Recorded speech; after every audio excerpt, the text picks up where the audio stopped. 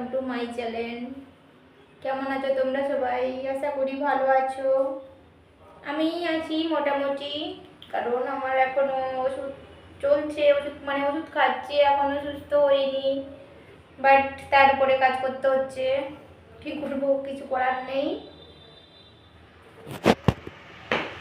Doctor দেখাচ্ছি, আবার যাব, ওষুধ খাচ্ছি, দেখা যাক কি হয়। ভগবান চাইলে নিশ্চয়ই আবার আমি আগের মতো সুস্থ হব। আর ভগবান যদি চায় যে আমাকে নিয়ে যাবে তো যাবে। বাস, ভগবানের করে যেহেতু জীবন চলছে, যা খুশি করতে পারে।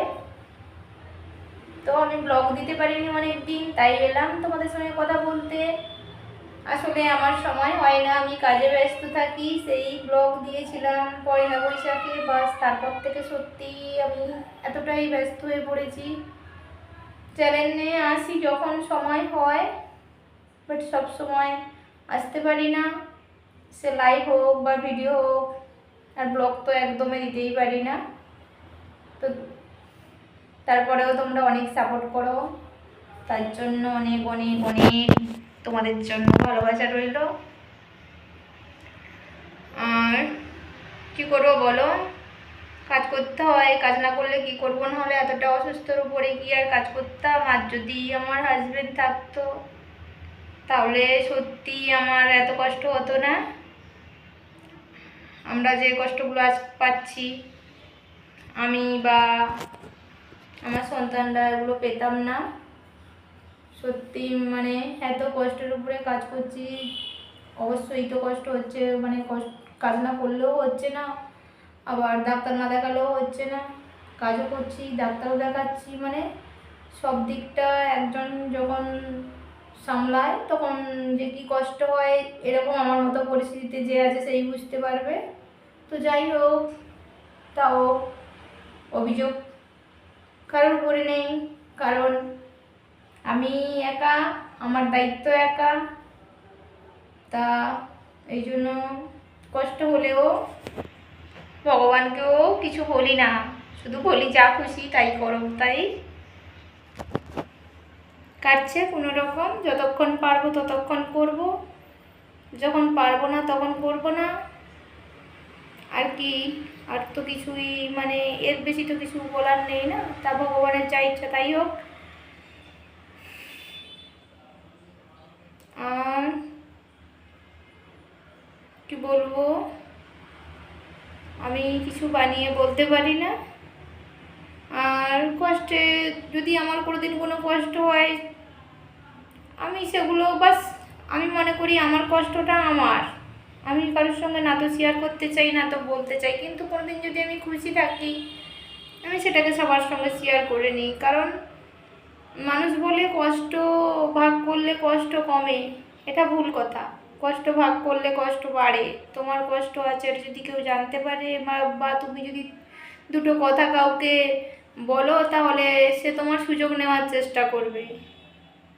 বলে না, সুযোগে সদ্ব্যবহার। তুমি নিজের কষ্ট নিজের মধ্যে রেখো, কাউকে কোনোদিনও বলতে যেও না, তাতে কষ্ট কমবে না, উল্টে আরও বাড়বে।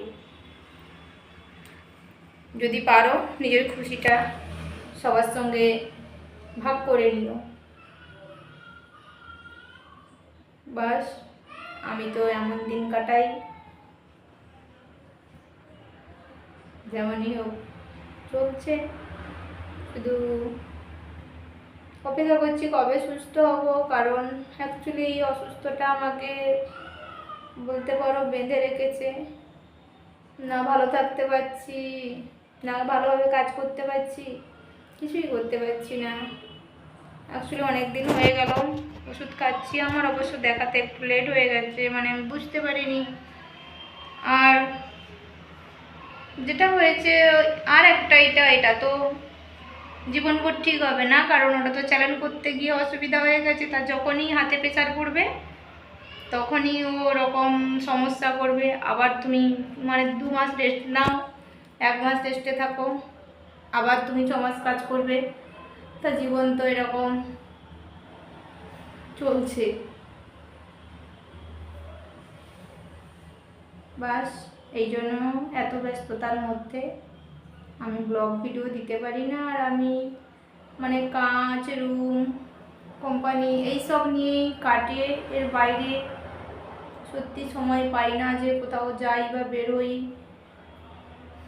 যে যতটুকু পাই এর বাইরে সময় ততটুকুই এই চ্যানেলের মধ্যে দেই। কখনো লাইভে আসি, কখনো ভিডিও বানাই, এটুকু। কারণ চ্যানেলটার মধ্যে আমার সত্যি অনেক সময় কাটে। তো তোমরা সবাই ভালো থেকো। টাটা।